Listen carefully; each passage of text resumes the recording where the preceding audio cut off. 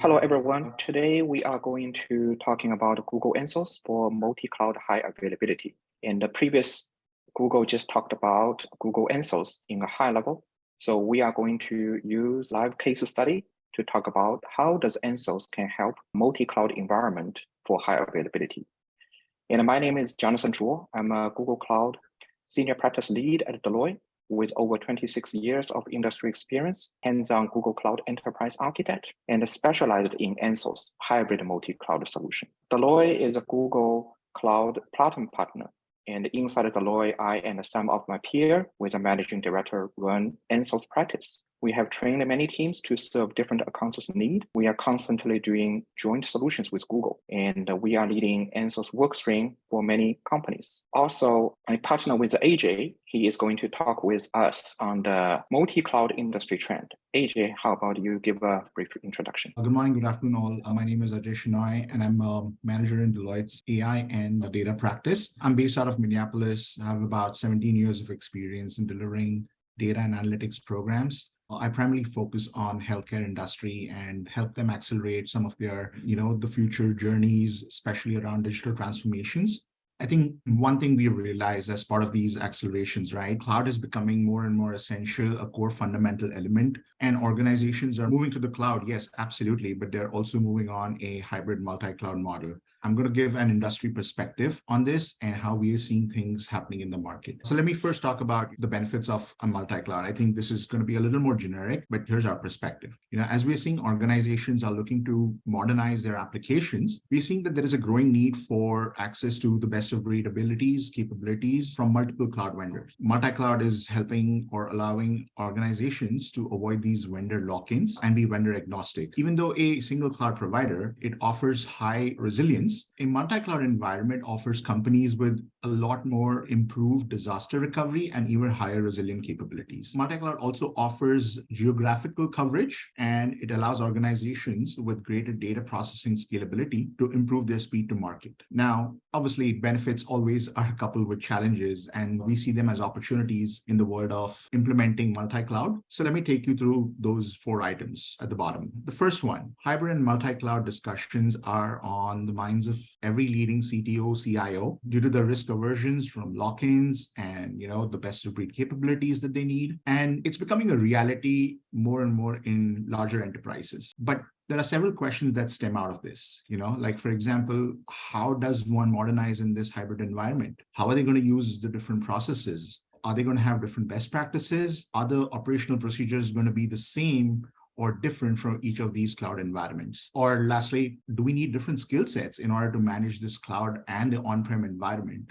Or is it getting this overly complex at this point in time? So those are the first kind of challenges that the organizations are dealing with right now. But secondly, there is a rise of platforms. We can see that many enterprises are now looking to modernize their applications with regulations in mind, with compliance in mind. And there is hesitation in moving towards a more critical workloads to the cloud. They're more critical day-to-day operational stuff over to the cloud, which becomes their core, the heart of their work. Now, does it make sense to have this workload move to the cloud or let it reside on-prem data center because it's a legacy system? They're also looking for, can they run these workloads not only in cloud, but also on the prem environment at the same time? That poses a different kind of challenge now, which is with respect to automation. From an automation standpoint, organizations are thinking, how can I implement an automation framework so that I can deploy these applications, the critical applications, on-prem and on cloud at the same time, or multi-cloud at the same time? And how can I have this so that there is a seamless experience regardless of where I am deploying? Should I be building a reproducible environment that can be deployed both in cloud and on-prem?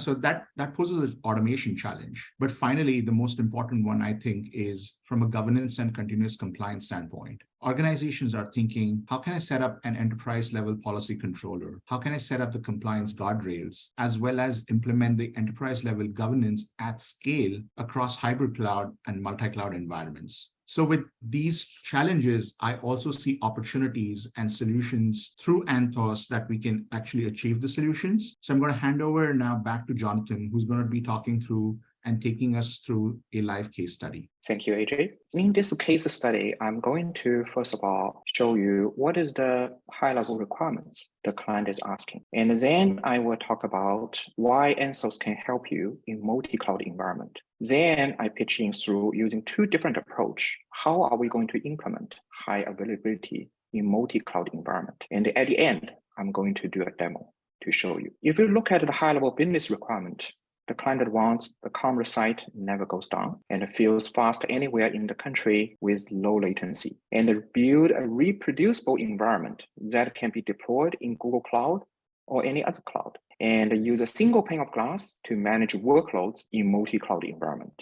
And on the technical side, they want to implement in using microservice-based architecture, and the service runs in Kubernetes clusters in the cloud, and want to have a 99% of the uptime and resilient to multi-regional disasters and can fail over second public cloud. At the meantime, want to reduce request latency for clients across the country, and without any application code changes can be deployed into multi-cloud environment. And based on these requirements, we come out with a high-level solution. First, leverage Anthos multi-cloud capability to install Anthos clusters as a public cloud. So applications can be deployed to GKE, runs on GCP environment, or Anthos runs on other public cloud without any code change. And also through a single pane of glass, then operators can manage clusters on multi-cloud environment and use consistent operation procedures. In terms of high availability, there's a two different approach we propose to the customer. One is that leverage Anthos Multi-Cluster Ingress. It's also called MCI,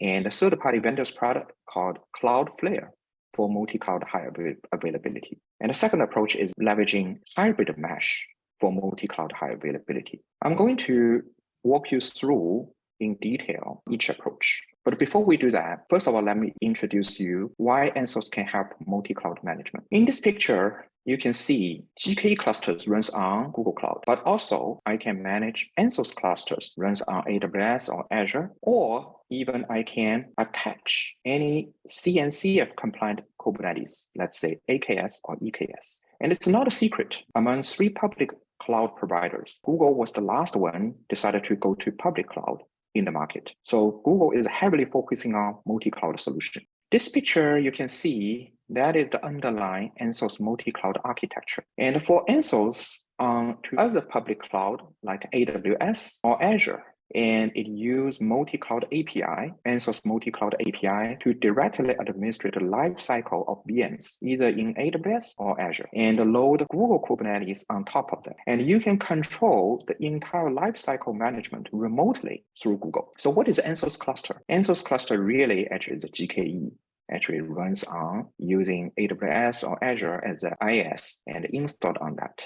Certainly, it also can attach, as I said, CNCF compliant Kubernetes clusters like EKS or AKS. But for this particular one, we are talking about Anthos clusters, which is GKE runs on AWS or Azure. You can control the entire lifecycle management remotely through Google, and supporting either Terraform or Google Cloud SDK to facilitate the setup or tear down the cluster, and also through Connect Gateway to log into Anthos clusters remotely. Next slide is that if your workload use, let's say, Anthos Service Mesh, you do not need to do anything. And this picture actually presents you the observability you can get. For any service, you will see how many requests per second, what's the error rate, what's the latency, and even a topology view. For example, which services invokes which service, even at which version. In addition to that, you can also set service level objective as promised. Let's say I promise you 95% of the time, my service will have less than 350 milliseconds latency, and I will alert when this promise is broken. So that is a huge benefit to the operators. So in short,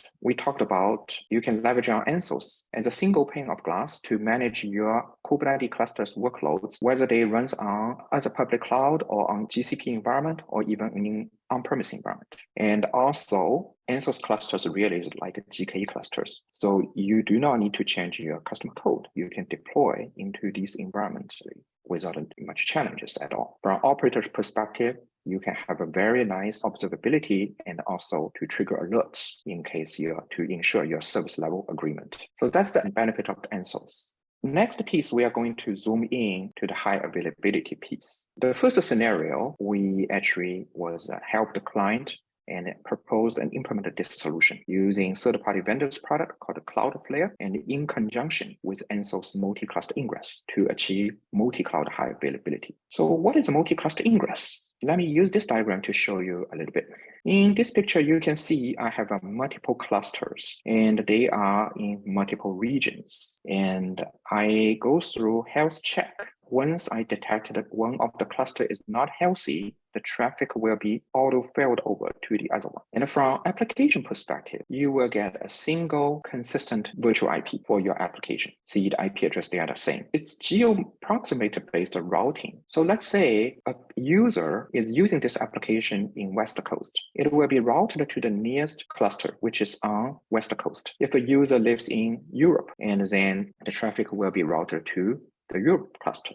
And if the Kubernetes cluster is down, for example, during the scheduled maintenance, or Kubernetes services running on that cluster are also down, which is not ideal. So running multiple clusters make a cluster lifecycle management much easier because you can bring clusters down for the maintenance or upgrades while other clusters still serving the traffic. It is extremely valuable for multi-tenant scenario. If we look at the right side of the picture, that will zoom in even further into a little bit more technical perspective. You can see here I have GK US, GK EU, GK Asia. These are the clusters. And if they register it into the fleet, they will be called member clusters. And the fleet is nothing but that you to logically group GK clusters, making administration of infrastructure easier. If you look at this one, this is also called a Multi-Cluster Ingress Controller or MCI controller. That is a globally distributed control plane that runs as a service outside of your cluster. And this allows the lifecycle and operation of the controller to be independent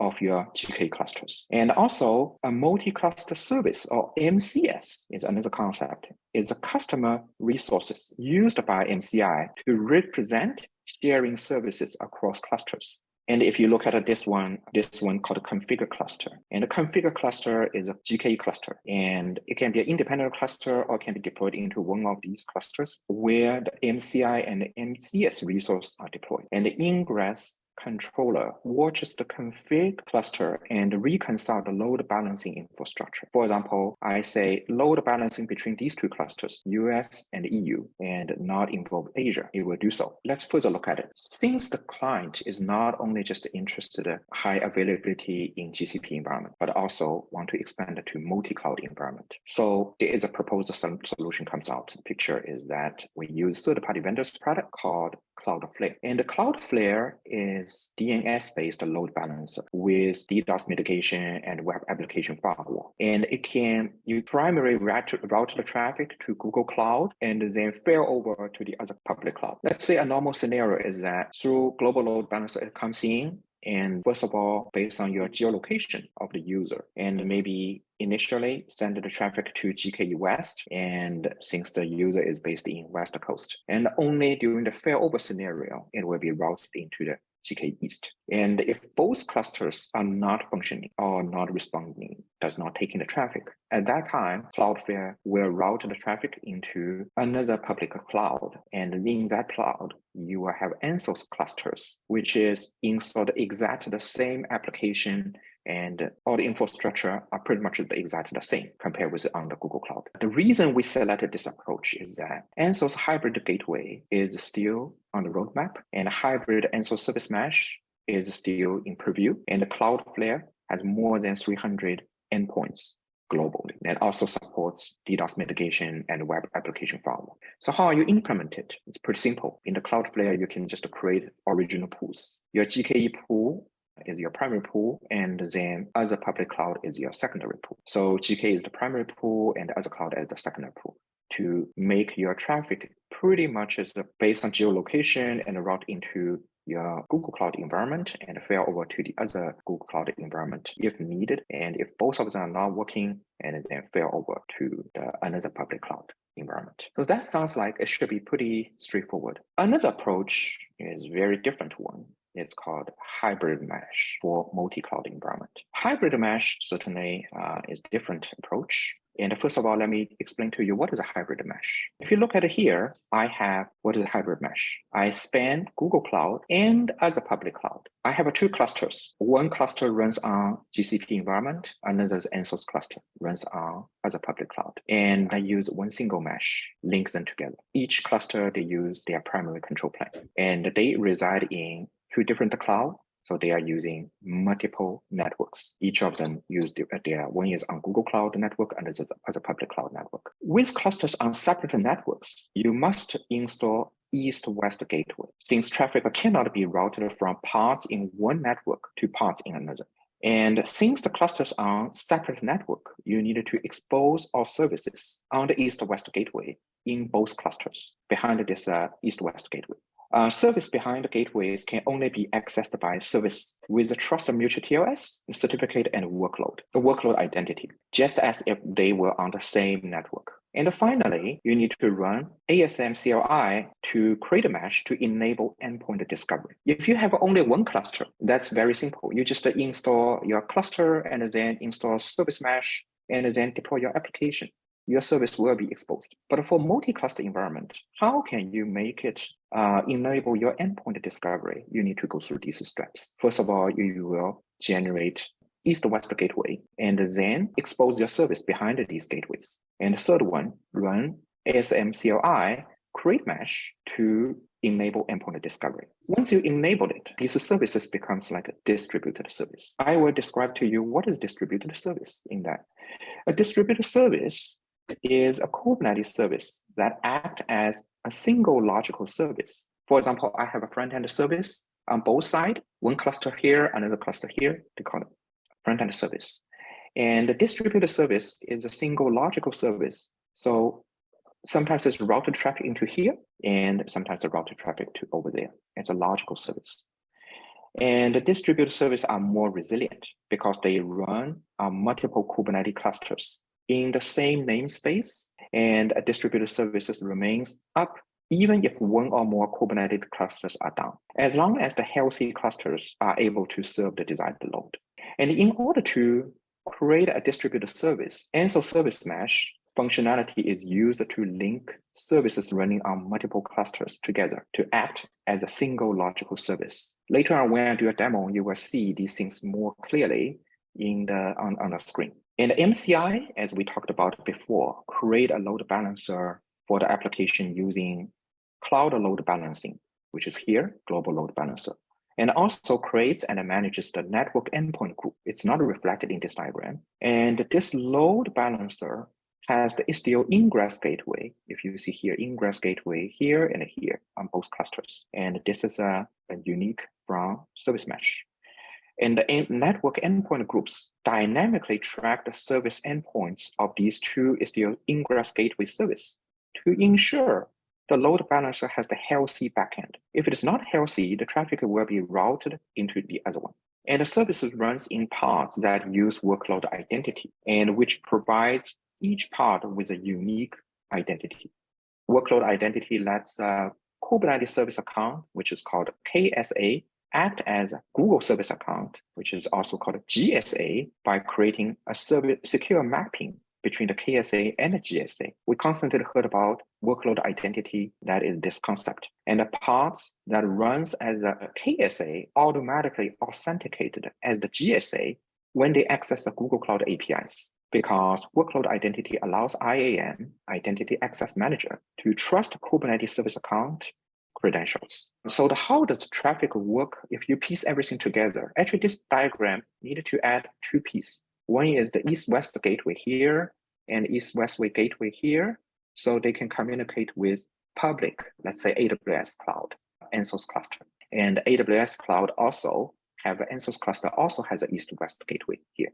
So they will communicate with each other. So the traffic comes in like a load balancer comes in, and then it will have a network endpoint group monitoring ingress gateway here and there to see whether it's healthy or not. And if it is healthy, then the traffic will continue, stay here. And then since it's a logical service, let's say front-end service needed to invoke transaction history service. At that time, transaction history services resides on both clusters and even in AWS clusters. At that time, it will do round robin between each other. So sometimes invoke transaction history, service here, sometimes it's another time here, or even there. Certainly that is to give you very high availability, but that also introduces a problem. The problem is called when you cross region traffic can generate more latency, right? And across cloud, the traffic will give you even more latency. So how to address that? Locality-based routing, as you can see in this code snippet. In the destination rule, I set locality load balancing enable to true. And in normal scenario, the traffic stay in the same region. But it can fail over to the other region. That will give you the best performance and resiliency. So I hope you have got some picture regarding how are we able to using hybrid mesh and to cross cloud and form a logical service to round robin from each other to invoke the service deployed into each cluster and each cloud. And also using this locality-based routing to address, to control the traffic, normally stay in where you are. Only during the failover, go into the other region or other cloud. So in conclusion, today we talked about three things. One, use Anthos as a single pane of glass for multi-cloud management, and use Anthos clusters on AWS, Azure, or on-premise environment. Actually, not only on-premise environment, also on edge environment, without changing your application code. And two, that is a high availability approach, using multi-cluster ingress for multi-regional cluster high availability, auto failover, geo-proximate based routing to lower latency and makes cluster upgrade and cluster rebuild much easier. And in conjunction with Cloudflare to provide multi-cloud high availability. The second approach is using hybrid mesh approach, using Anthos service mesh, hybrid mesh to create a distributed service on multiple cloud, multiple clusters to act as a single logical service and provide multi-cloud high availability. This piece currently is in preview, and next year, once it's in general available, I'm going to do another demo on that piece. This is the demo to demo multi-cluster ingress. What I'm going to show you is that I have two clusters. They are resides in two different regions. And also, I deployed the same application called Bank of Anthos into both clusters. Same namespace, same identical applications. And this application does use two databases. And we are going to using MCI, multi-cluster ingress, to route the traffic to the nearest clusters. And I will demonstrate that and prove it. Second is that I will create a failover scenario. Let's say your service is no longer healthy. How we will see the traffic will be routed into the other clusters. So that's the scope. So you can see I have two Kubernetes clusters has been created. One is on US Central and another in Europe cluster. The reason I select US versus Europe, because if I want to do a demo, I can go anywhere in US and then it will never send the traffic into Europe. So that's the purpose. Second is that this is my Cloud SQL and PostgreSQL in Google Cloud. And I installed two databases. One is created two databases. One is the account DB and the ledger DB. These are used by this Bank of Anthos application. Third one, I deployed this whole Bank of Anthos application into these two clusters. And you can see these services are duplicated because one resides in BOA1 and BOA2. And front-end service was exposed through Global Load Balancer. And actually, if you click on that, you can see Bank of Anthos through each cluster. Next step, I not expose this front-end service. Instead, I created a front-end multi-cluster service. This is multi-cluster service. Let's zoom in what's behind this multi-cluster service. Behind the scenes, it have two backend and runs on US cluster and Europe clusters called front-end. Although I did not expose it directly, but I their pods are still running. And you can see these are the pod. Each service has one pod running over there. Also, let's look at our global load balancer. This load balancer has two network endpoint groups. What is these two network endpoint groups doing, and where do they reside? Not surprising, one resides in US Central Cluster, another in Europe Cluster. And they are monitoring front-end service to check whether it's healthy or not. If it is not, then the global load balancer will know this cluster, let's say, US Central is no longer healthy. So it will route the traffic to the other cluster. And let's look at this is Bank of Anthos application. After I log in, I can see my transaction history. And this is my IP address ending with .255. And then if I check where am I, since I'm the user using this application in US, so well, no matter how many times I refresh, it always tells me I'm in US Central. US Central Cluster is serving the traffic. It tells me that. And then I'm going to do something in that I'm using kubectl to scale down my deployment of frontend to set replica to 0. So replica is set to 0. You can see pod is changed to 0. That means my network endpoint group will detect my front-end service is no longer healthy. So, however, from my application perspective, everything runs just like normal, nothing changed. Reality is that the traffic has been routed into the Europe West. This is the proof. Now, let me do something. I scale back of my deployment of the front end to replica equals to 1. So everything backs to normal. Both clusters are healthy. The next thing is that how can I prove European users are really routed the traffic to Europe clusters? Since I'm living in US, so how to prove it? What I did is that I create a Europe instance, which is a VM. And through this VM, I run a command or curl command and this URL and ask, where am I? Guess what? It tells me you are in European cluster. So this is the conclusion of our demo, Multi-Cluster Ingress. And the next year, once the hybrid mesh becomes generally available, I'm going to do a demo on the hybrid mesh. Stay tuned.